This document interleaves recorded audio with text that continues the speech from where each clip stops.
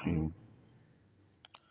وعن أنس رضي الله تعالى عنه عن النبي صلى الله عليه وسلم قال: يجاء بابن آدم يوم القيامة كأنه بزج، فيوقف بين يدي الله فيقول له: أعطيتك وخولتك وأنعمت عليك فما صنعت؟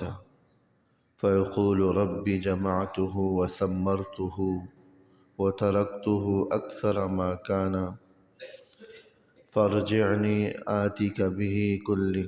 فيقول له: أرني ما قدمت. فيقول: ربي جمعته وثمرته وتركته أكثر ما كان، فارجعني آتك به كله. فإذا عبد لم يقدم خيرا فيمضى به إلى النار۔ حضرت انس رضی اللہ تعالی عنہ فرماتے ہیں کہ کل قیامت والے دن حضور علیہ الصلوۃ والسلام سے میں نے یہ سنا کہ کل قیامت والے دن ایک آدمی کو اللہ کی بارگاہ میں پیش کیا جائے گا، کأنہ بزج، گویا کہ وہ بکری کا بچہ ہو، یعنی جس طرح کوئی آدمی بکری کا بچہ کان سے پکڑ کر کھینچ کر لے کر آتا ہے، ایسے ہی انسان کو اللہ جل شانہ کی بارگاہ میں حقارت کے ساتھ، ذلت کے ساتھ پیش کیا جائے گا۔ فیوقف بین یدی اللہ، اور اس کو اللہ جل شانہ کے سامنے لا کر کھڑا کر دیا جائے گا۔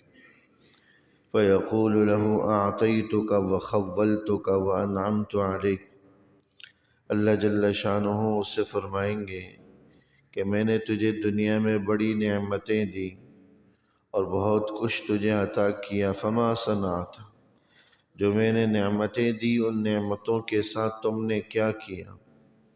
فیقول: ربی جمعتہ وثمرتہ وترکتہ اکثر ما کان، تو وہ کہے گا کہ میرے رب، میں نے آپ کی نعمتوں کو جمع کیا اور ان نعمتوں میں مزید اضافہ کیا، وترکتہ اکثر ما کان، جتنی میرے پاس شروع میں تھی اس سے زیادہ میں چھوڑ کر آیا ہوں۔ فرجعنی آتک بہ کلہ، آپ مجھے اجازت دے دیجئے میں دنیا میں واپس جاؤں اور جتنا کچھ مال و متاع میں نے چھوڑا ہے سب واپس لے کر آؤں آپ کے پاس، مراد صدقہ و خیرات کر لوں، دنیا میں مجھے واپس بھیج دیا جائے۔ فیقول له: ارنی ما قدمت، اللہ جل شانہ اس سے فرمائیں گے کہ تم نے آگے کیا بھیجا، ذرا یہ بتاؤ۔ دنیا میں تو تم بہت کچھ چھوڑ کر آئے، دنیا میں تو تم اپنے مال و متاع میں، بینک بیلنس میں بہت اضافہ کر کے آئے، یہ بتاؤ کہ تم نے میرے پاس کیا بھیجا، آگے کیا بھیجا؟ دوبارہ جواب میں وہ کہے گا: ربی جمعتہ وثمرتہ وترکتہ اکثر ما کان، اے میرے رب، میں نے دنیا میں بڑا مال جمع کیا، اس میں بڑا اضافہ کیا اور پھر اسے زیادہ بنا کر چھوڑ کر آیا ہوں جتنا شروع میں تھا۔ فرجعنی آتک بہ کلہ، لہذا مجھے دنیا میں واپس بھیج دیجئے، میں سب مال لے آتا ہوں، سب مال صدقہ و خیرات کر لیتا ہوں۔ یعنی جب بھی اللہ اس سے سوال کرے گا کہ تو کیا لے کر آیا، تو نے آگے کے لیے کیا بھیجا، آخرت کے لیے کیا بھیجا، تو یہی تذکرہ کرے گا کہ دنیا میں نے بڑا مال کمایا، بہت جمع کیا، بہت اضافہ کیا اور بہت سارا مال میں چھوڑ کر آیا، مجھے اجازت دے دیجئے کہ میں دنیا میں جاؤں اور وہ سارا مال لے کر آ جاؤں، مراد سارا مال صدقہ کر لوں۔ فَإِذَا عَبْدٌ لَمْ يُقَدِّمْ خَيْرًا، بس بہت سے ایسے بندے ہوں گے جنہوں نے آخرت کے لیے کچھ بھی نہیں بھیجا ہوگا، فَيُمْضَى بِهِ إِلَى النَّارِ، لہذا اس آدمی کو جہنم کی طرف پھینک دیا جائے گا، جہنم کی طرف لے جایا جائے گا۔ اس حدیث مبارک کے اندر ہمیں یہی بات سمجھائی گئی ہے کہ مال آدمی کو نفع دینے والی چیز ہوتی، مال، پیسہ، نقد روپیہ، سونا چاندی، اپنی ذات میں کوئی حیثیت نہیں رکھتی جب تک کہ انسان کو نفع نہ دے، انسان کو فائدہ نہ دے۔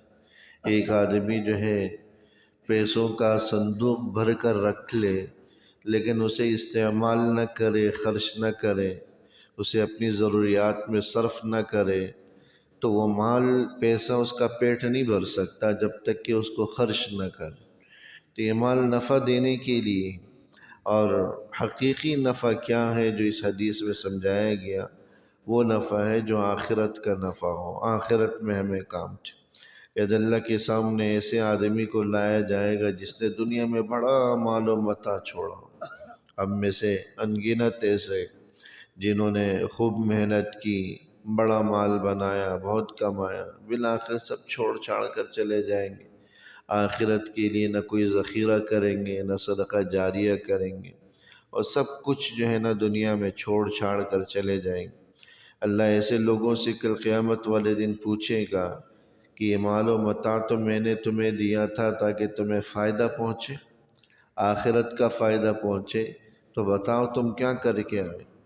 تو بار بار وہ یہی کہے گا کہ جمعتہ وثمرتہ، میں نے بڑا مال جمع کیا، بہت اس میں اضافہ کیا، وترکتہ اکثر ما کان، جتنا شروع میں تھا اس سے زیادہ میں چھوڑ کر آیا ہوں۔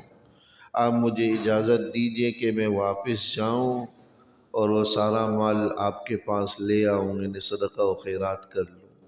لیکن ظاہر سی بات ہے کہ یہ حسرت، واپسی کی حسرت، پھر دوبارہ صدقہ و خیرات کر دینے کی حسرت کبھی بھی پوری نہیں ہوگی۔ بس یہی ایک ہی زندگی ہے، یہاں سے جانے کے بعد آخرت سے دوبارہ دنیا کی طرف واپسی کا کوئی امکان نہیں۔ تو اللہ دوبارہ اس سے پوچھے گا ارینی ما قدمت، تو دنیا میں تو تم بہت کچھ چھوڑ کر آئے ہو، لیکن یہ بتاؤ کہ تم نے آخرت کے لیے کیا بھیجا ہے، وہ مجھے دکھاؤ۔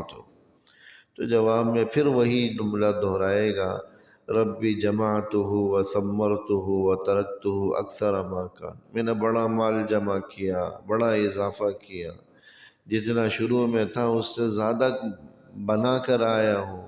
اب مجھے اجازت دیجئے کہ میں دنیا میں جاؤں اور سارا لے کر آ جاؤں، یعنی سارا صدقہ و خیرات کر دوں۔ ظاہر ہے اس کے پاس اس کے علاوہ کوئی جواب ہی نہیں ہوگا، کیونکہ آخرت کے لیے تو کچھ اس نے ذخیرہ کیا ہی نہیں، آخرت کے لیے کچھ بھیجا ہی نہیں، آخرت کے لیے کچھ اس نے تیار ہی نہیں کیا۔ لہذا جب بھی اللہ پوچھے گا تو وہی کہے گا دنیا میں بڑا چھوڑ کر آیا ہوں، مجھے اجازت دیجیے۔ تو ظاہر سی بات ہے واپسی کی کوئی صورت نہیں۔ فَإِذَا عَبْدٌ لَمْ يُقَدِّمْ خَيْرًا، ایسے لوگ ہوں گے جنہوں نے آخرت کے لیے کچھ بھی ذخیرہ نہیں کیا ہوگا، فَيُمْضَى بِهِ إِلَى النَّارِ، لہذا اس کو جہنم کی طرف پھینک دیا جائے۔ تو سمجھایا یہ جا رہا ہے میرے دوستوں کہ اصل مال تو وہی ہے جو آپ کو دنیا میں نفع دے، اور اس سے بھی بہترین مال وہ ہے جو آپ کو آخرت میں نفع دے۔ دنیا میں نفع دے تب بھی کسی نہ درجے میں اس مال نے فائدہ پہنچایا، اور جو چھوڑ چھاڑ کر گئے ہیں وہ در حقیقت آپ کے لیے نفع دینے والا تھا ہی نہیں۔ اور آخرت کا مال جو آخرت کے لیے ذخیرہ کر لیا گیا وہ تو سب سے زیادہ نفع بخش، سب سے زیادہ سود مند۔ بعض روایات کے اندر آیا کہ انسان پوری زندگی کہتا رہتا ہے میرا مال، میرا مال، میرا گھر، میرا مکان، میرا بینک بیلنس، حالانکہ اس کا مال صرف دو ہی قسم کا ہوتا ہے۔ ایک تو دنیا میں جو اس نے اپنے اوپر خرچ کر لیا، دوسرا جو اس نے آخرت کے لیے ذخیرہ کر لیا۔ اس کے علاوہ جو کچھ چھوڑ کر جاتا ہے وہ در حقیقت اس کا ہوتا ہی نہیں، اس کا ہوتا ہی نہیں، وہ تو اجنبیوں کا، پرایوں کا، دوسروں کا، ورثہ کا اور بعد والوں کا ہوتا ہے، جو اسے بیچ باچ کر کھا جاتے ہیں، بٹوارہ کر جاتے ہیں، تقسیم کر جاتے ہیں۔ جو بڑی چاہتوں سے والد نے گھر بنایا، اولاد بڑی ہو جاتی ہے تو وہ سب بٹوارہ ہو جاتا ہے، بیچ باچ کر ٹکڑوں میں بانٹ دیا جاتا ہے، یا بیچ باچ کر اسے پیسوں میں تبدیل کر کے اپنے اوپر خرچ کر لیا جاتا۔ تو انسان کو یہ حقیقت سمجھائی گئی کہ دیکھیں نا آخرت میں یہ آپ کی اولاد آپ کو نفع دے گی۔ ہاں، باپ بیٹا ایک دوسرے سے بھاگیں گے، یوم یفر المرء من اخیہ، بھائی بھائی سے بھاگے گا، وَأُمِّهِ وَأَبِيهِ اپنے والدین سے بھاگے گا، وَصَاحِبَتِهِ وَبَنِيهِ بیوی بچوں سے بھاگے گا، کوئی نفع نہیں دے گا۔ آخرت میں اگر کوئی چیز نفع دے گی تو ہمارا وہی سرمایہ نفع دے گا جو ہم اپنی آخرت کے لیے ذخیرہ کر کے گئے، نہ کہ وہ سرمایہ جو ہم بنا بنا کر جمع کر کے رکھ کر گئے، ورثہ کو چھوڑ کر گئے، ہاں وہ نفع نہیں دے گا۔ اس لیے کچھ نہ کچھ ٹھیک ہے ورثہ کے لیے بھی چھوڑنا چاہیے، لیکن اس کا یہ مطلب نہیں ہے کہ انسان اپنی آخرت کو کامیاب نہ بنائے، آخرت کے لیے ذخیرہ نہ کرے۔ ایک حد تک اپنی آخرت کے لیے اپنی زندگی میں ہی ذخیرہ کر کے جائے، اپنی زندگی میں ہی ذخیرہ کر کے جائے، اور ایک حد تک ورثہ کو بھی دے کر جائے، ان کو بھی بالکل لیا کنگال چھوڑنا یہ بھی درست نہیں ہے، لیکن اپنی آخرت کو بالکل خالی کر دینا یہ بھی درست نہیں ہے۔ سمجھداری کا تقاضا یہ ہے کہ کچھ انسان اپنی آخرت کے لیے ضرور ذخیرہ کرے تاکہ کل قیامت میں کام آئے۔ کوئی مسجد بنا دی، کوئی مدرسہ بنا دیا، کوئی رفاہی کام کروا دی تاکہ آخرت کے لیے ذخیرہ رہے، اور کچھ ورثہ کے لیے چھوڑ دیا تاکہ وہ تنگ دست اور محتاج نہ رہے۔ یہی سمجھداری کا تقاضا ہے۔ اللہ جل شانہ مل کی توفیق نصیب۔ ربنا تقبل منا انك انت السميع العليم وتب علينا انك انت، وصلى الله تعالى على خير خلقه محمد وآله وصحبه اجمعين، آمين برحمتك.